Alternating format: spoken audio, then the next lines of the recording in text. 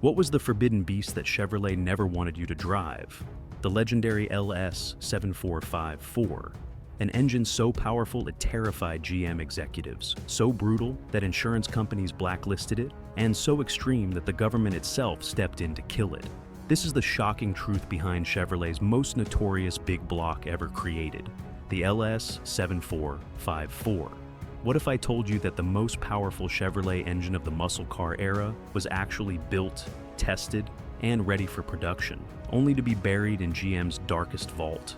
The LS7454 wasn't just another big block.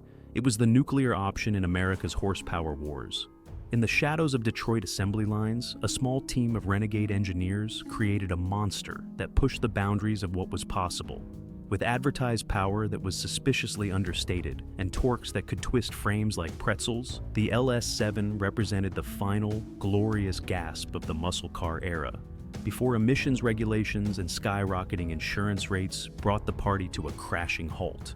Behind closed doors, Chevrolet knew they had created something too extreme for public roads, a 454 cubic inch demon that in its purest form was never officially installed in production cars.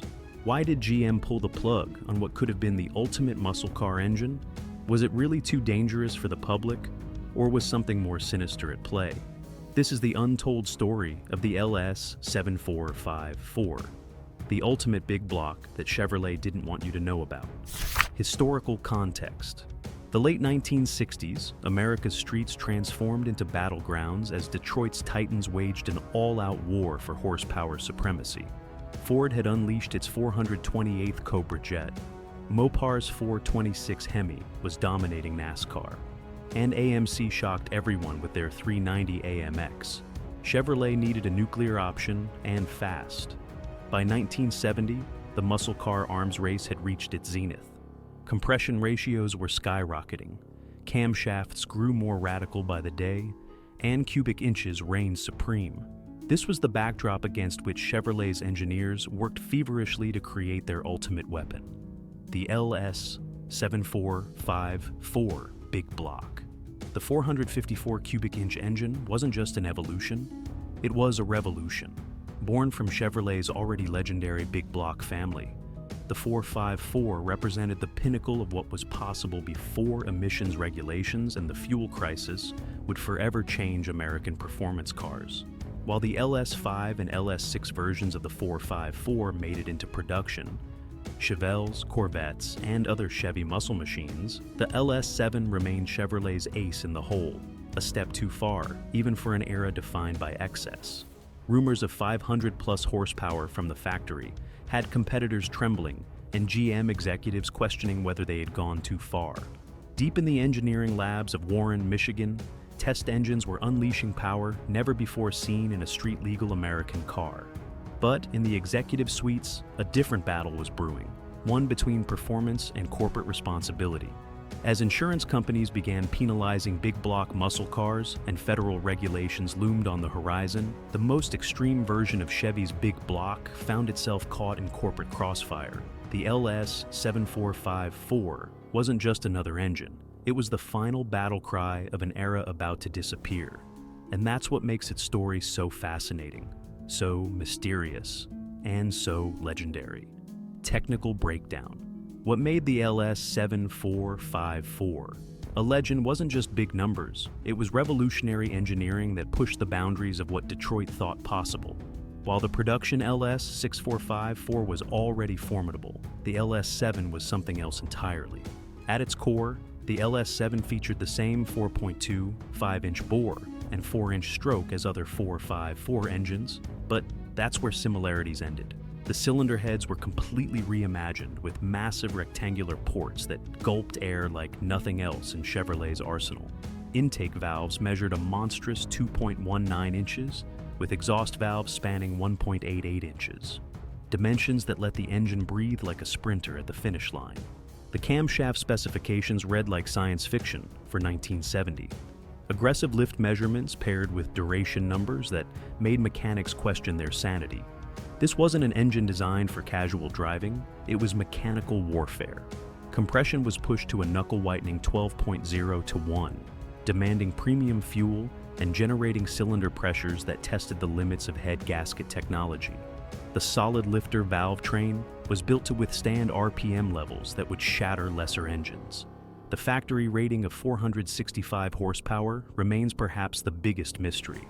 Dyno tests of stock LS7 crate engines routinely showed numbers exceeding 500 horsepower. Former Chevrolet engineers later admitted the true output approached 550 horsepower in final form. This wasn't just an engine, it was the absolute peak of naturally aspirated big block development before emissions regulations changed everything forever. The conspiracy angle. Why did the mighty LS7454 never officially make it into production cars? The answer lies in a perfect storm of corporate politics, government intervention, and market forces that conspired against Chevrolet's ultimate big block. The official story was simple. The LS7 was developed as an over-the-counter part for racers and custom builders. But Detroit insiders tell a different tale. According to those who worked on the program, the LS7 was fully developed and ready for the 1971 Corvette and Chevelle SS before being mysteriously shelved. Insurance companies were already declaring war on high-horsepower muscle cars. By 1970, premiums for LS6 Chevelle had skyrocketed, with some young drivers facing insurance costs higher than their car payments. Sources claim major insurers secretly informed GM they would classify any LS7-equipped vehicle as uninsurable for average consumers. Then there was GM's internal horsepower ban. In 1969, General Motors instituted a corporate policy limiting production cars to 400 horsepower, a ceiling the LS6 already broke at 450 horsepower. The LS7's true output would have shattered this limit, creating a political nightmare within GM's hierarchy. Most damning were the impending emissions regulations.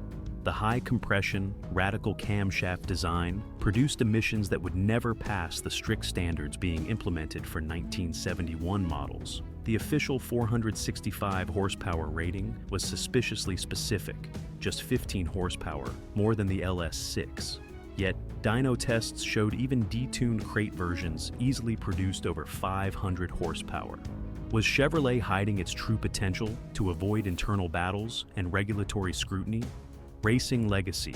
Despite never officially making it into production vehicles, the LS7454 cast a long shadow over American motorsports that continues today.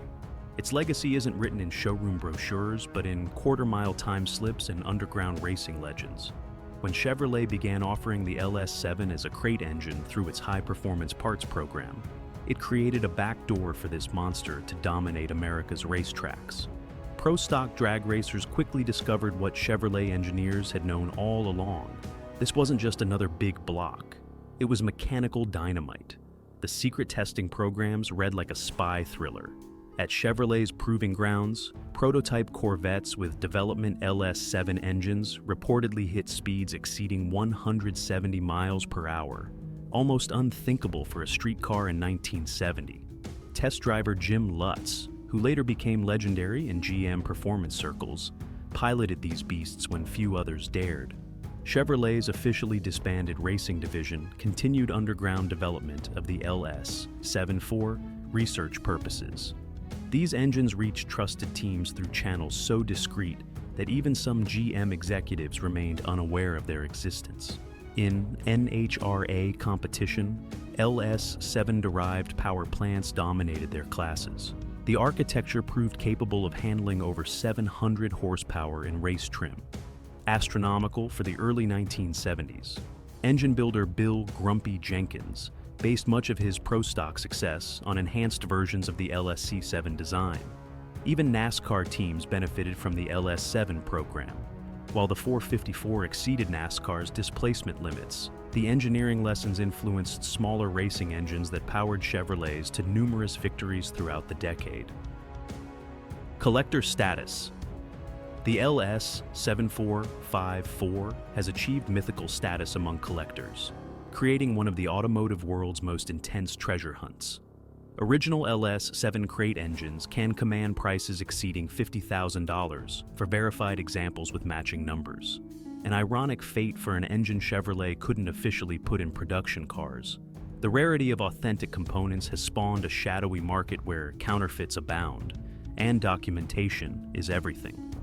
Experts study casting numbers #39635512 blocks and #39460074 heads with religious intensity, identifying genuine parts through subtle details invisible to untrained eyes, specific combustion chamber shapes, port configurations, and foundry mark patterns. Barn find stories have achieved legendary status, like the tale of a retired Chevrolet engineer who allegedly stored 12 prototype engines in a Michigan pole barn for decades.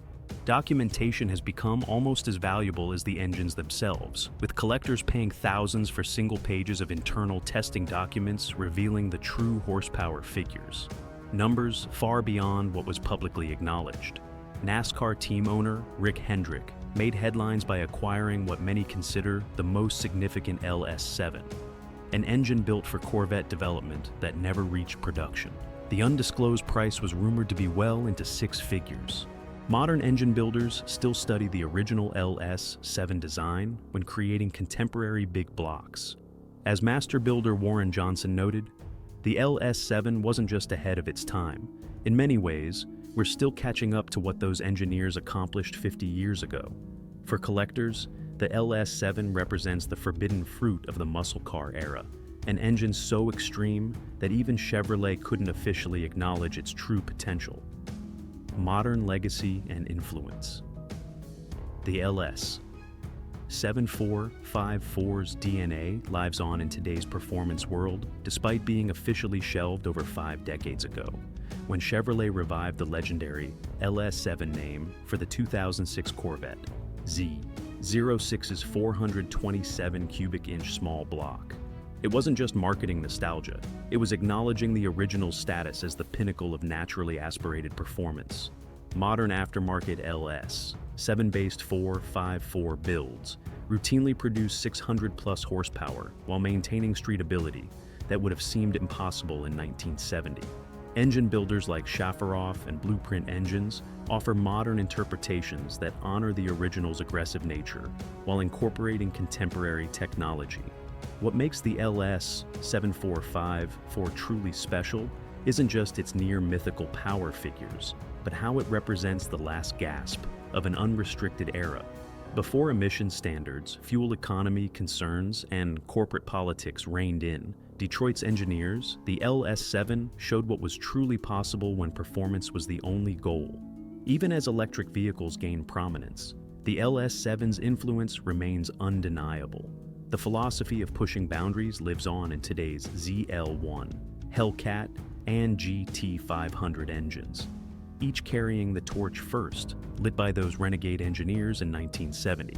If you've enjoyed uncovering the forbidden history of Chevy's most extreme big block, hit subscribe for more automotive legends that Detroit tried to keep secret. Next time, we'll reveal the shocking truth behind the engine Ford built to kill the Hemi.